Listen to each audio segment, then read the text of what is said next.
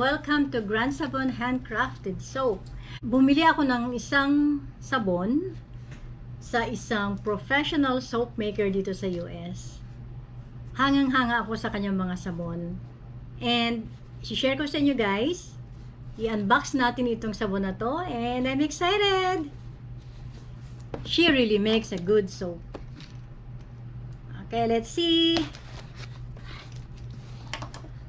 Popular siya or marami siyang mga videos. Matagal na siya sa soap making. At ang kanyang mga sabon ay ang gaganda. Para bang ayaw mo nang gamitin dahil sa gusto mo i-display na lang. At isa sa dream ko ay gumawa gaya ng kanyang sabon. Kaya, let's see kung magawa ko itong sabon niya. Oh, wow! Look at this! Thank you very much! Oh, wow! Cute! I am working now sa aking online selling. So, isa sa dahilan kaya bumili ako nito para makita ko kung paano nila pinipresent or paano nila mini-mail ang mga handmade soap. We would love to see pictures of your order too. Use the hashtag #RoyaltySoapHaul on Instagram. Want to be the first to hear about our new products? Ayan, ang ganda ng gawa niya. This is from Royalty Soap. Ayan. Mayroon pa siyang receipt.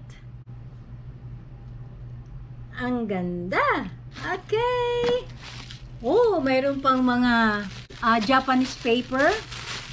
Okay, very nice. So, ganito pala dapat balutin ang iyong sabon. Ang dami. Ang dami, tatlong tawag dito? Pagkakaganda-ganda ang pagkalagay-lagay niya. See? So, kailangan pala magkaroon ako ng ganitong box. I need to have box like this. Pag may bumili sa akin ng sabon online, isang sabon. This is my new sabon ngayon. Ito yung aking labeling or this is my packaging. Ayan. Ano masasabi ninyo guys? Comment lang kayo kung maganda ba ang aking packaging. Ang aking bagong packaging. Ayan. So, titignan natin ang sabon ni Royalty Soap. Oh, wow! Ito yung kanyang ingredients, artisan soap bar. Olive oil, coconut oil, organic and sustainable growth palm oil, water, lye, canola oil, castor, seed oil, so fragrance, almond oil, and skin-safe colorants, colon clay, and eco-friendly glitters. Ayan, ang ganda! Royalty Soap, thank you! I like your soap very much. Frosted soap. So, mayroon pang mga parang ayaw kong gamitin. Ang bango. Look at this. It's my dream na makagawa din ako ng ganito. Abangan nyo guys, dahil gagawa ako ng ganito. Frosted soap. Hindi ko to gagamitin, i-display ko lang siya.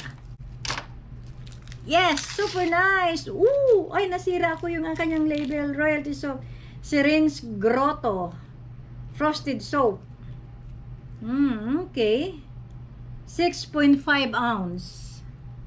Ito yung kanyang ingredients. Very simple. So, shrink wrap. Ayan, may glitters. Ayaw kong gamitin itong sabon na to, honestly. Beautiful! Oh, so nice! So cute! This is the good thing about making your own soap. So, pwede kang maging super creative. Look at this! So beautiful! So, my glitters, so I can put also, mayroon ako mga glitters, so I can also put some glitters. Eco-friendly glitters. Yeah, mayroon siyang mga embeds. Yan. So nice. Very nice. And watch out for my soap that looks like this.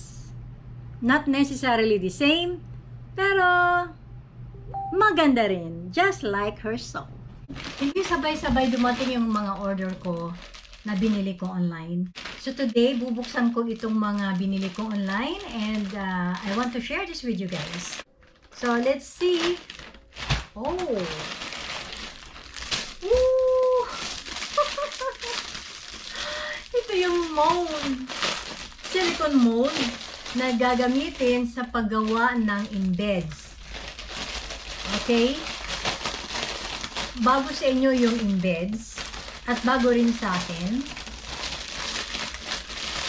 Bubuksan ko and then I'll tell you guys saan ba pwedeng gamitin ito at bakit ko binili. Look at this. Okay. Ito yung silicone mold na ginagamit para gumawa ng embeds. So, ipapakita ko sa next video ko, guys, ano nga ba yung embeds. Anyway, oh my goodness! So, 4 ito. Oops! Iba-ibang design. Ayan. Maliliit. Kasi ito yung pangdekorasyon sa top ng soap. So, gagamit ako dito ng melt and pour soap para gumawa ng embeds. And in my next video, makikita ninyo guys why I bought this silicone molds. Because gusto kong gumawa ng panibagong design sa aking sabon. Next, I've been waiting for, bumili ako ng fragrance oil and essential oil. Pero hindi pa dumating. But I don't know kung ito nga ba. Hindi ko na maalala kung Amazon yon or Nurture Soap. So, let's see.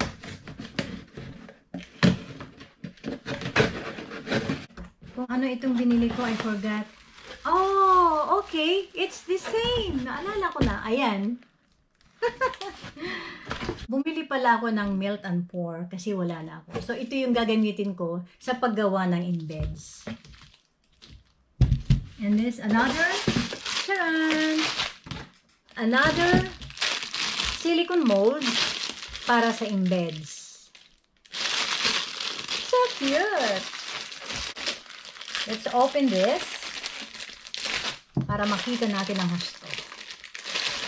Ayan. Ayan. So, ilalagay ko yung melt and pour here. So, after a few hours, pwede na siyang i-unmold.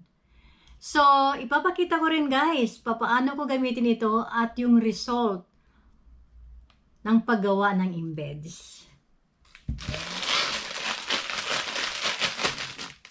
Ayan. This will be another design on my soap na I am excited to make. Ayan.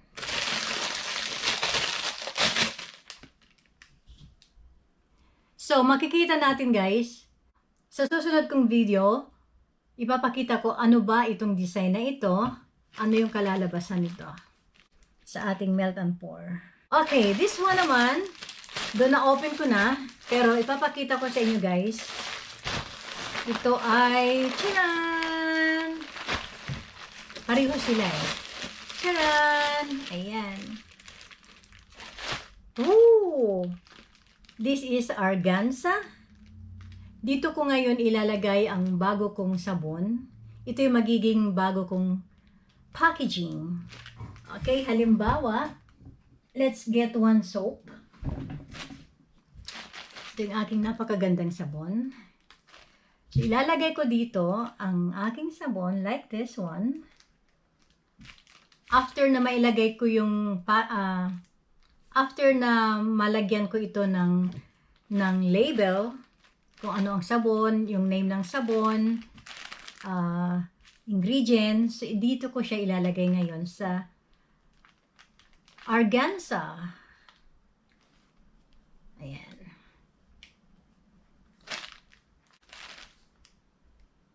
Kulang pa ito sa ano. Medyo masikip ng konti pero kasya.